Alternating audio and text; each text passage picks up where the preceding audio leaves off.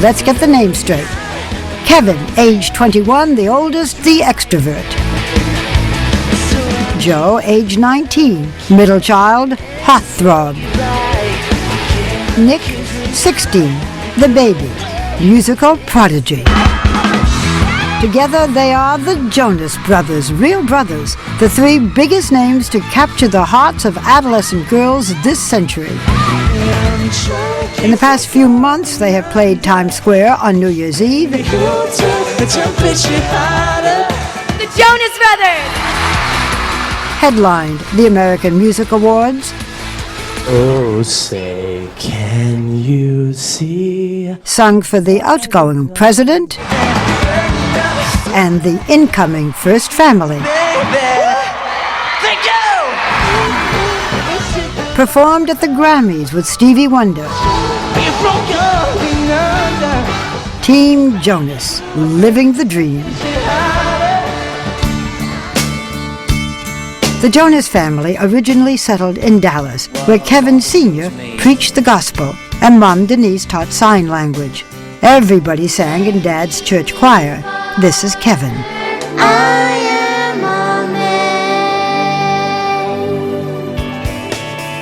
am a A move to New Jersey put Manhattan a short bus ride away. Nick found his way to Broadway in Les Miserables. Joe sang opera in La Boheme, and all three, including Kevin, did commercials. He talks like crazy. They picked up instruments, started playing together. But the drive, and some would say the raw talent, rested in baby Nick's soul. He was the first signed to a record deal. He was also the first to see his record flop. Then a producer at Columbia heard the boys perform together and signed them to a deal. This time they got to experience failure together. With no money coming in, they found an audience on the internet and got the attention of Disney's Hollywood Records. It's Hannah Montana! Which led to their big break, appearing on Hannah Montana, and then going on tour with its star, Miley Cyrus.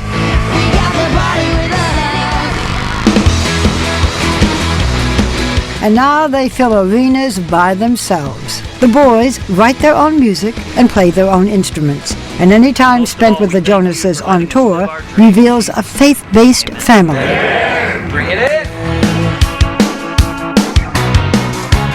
Throwing punchlines, no one wins.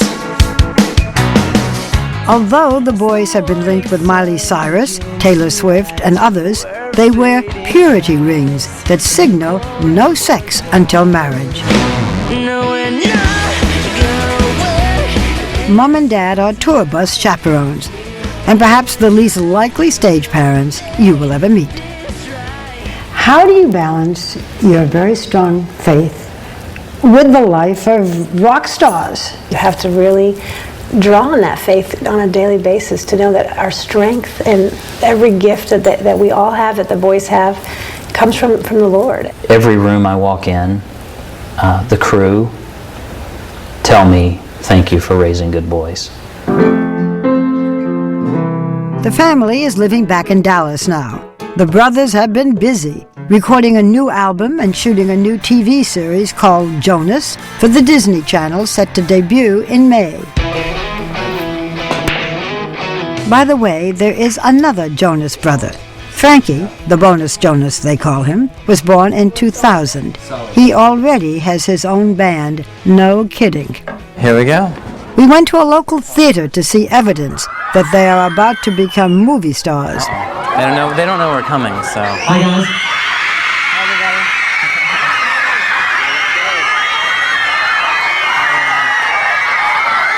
Their new film, Jonas Brothers, the 3D concert experience, opens on Friday. Okay, here we go. How's everybody doing tonight? Let us start with Kevin. You describe Joe. Joe, you describe Nick. Nick, you describe Kevin. Kevin? Okay, so I'm describing Joe.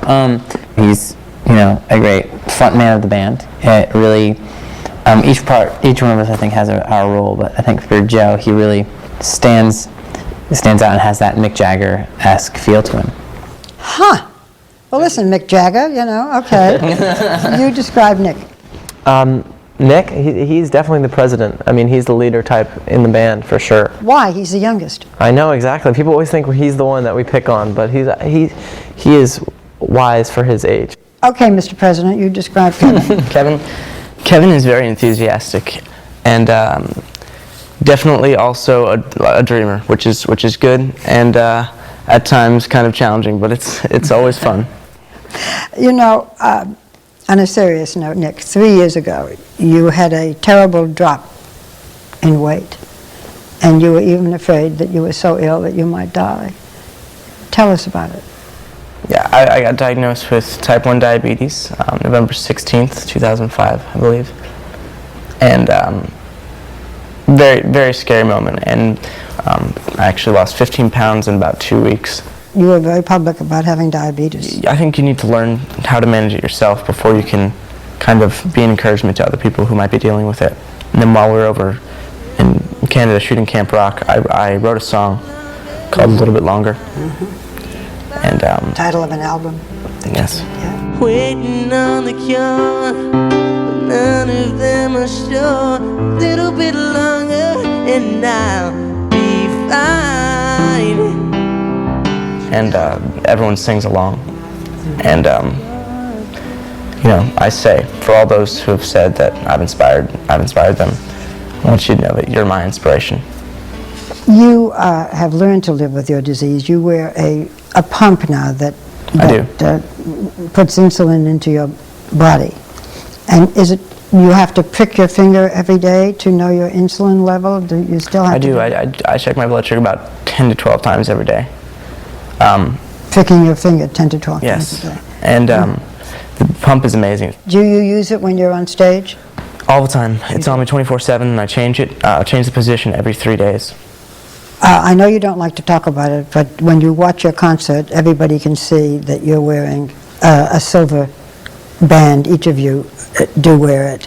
It signifies your values. Can you tell us what symbolically wearing the so-called purity ring means? Yeah, for us it means that we'll treat ladies with respect and I think just to be gentlemen and to do our best to make our mom proud.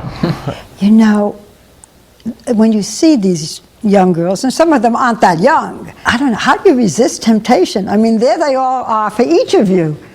And each of them has a favorite.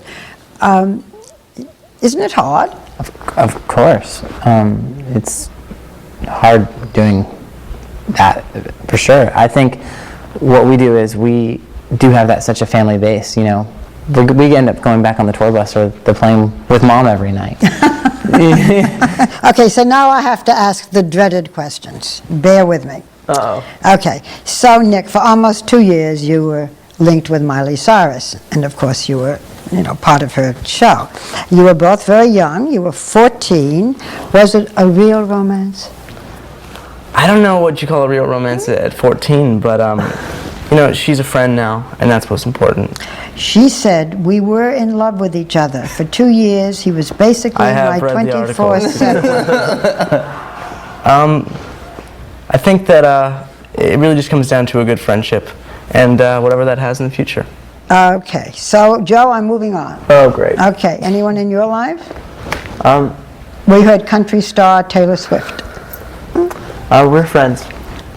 Am I going to find anything out here?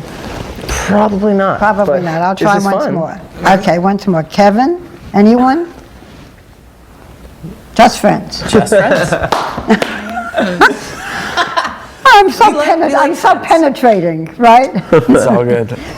Do you think that one of you might turn out to be like Justin Timberlake and break away from the group, Joe? We always talk about solo projects, and I think for us, it would never be a solo project, it'd be a side project. There's no way we can just break up because, I live in the same house as them, so it's going to be pretty difficult. You have very young fans, and you yourselves are very young. The fans are going to grow up. You're going to grow up. Nobody is a teen idol forever. You're aware of that. Absolutely. Yeah. We hope that the fans will grow with us. And who's to say what tomorrow will bring, but we do believe that our fans are amazing and that they will be there for us forever. And we believe in... Doesn't usually happen.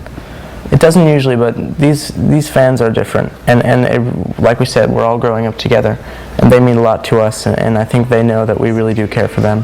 And I believe that the favor will be returned.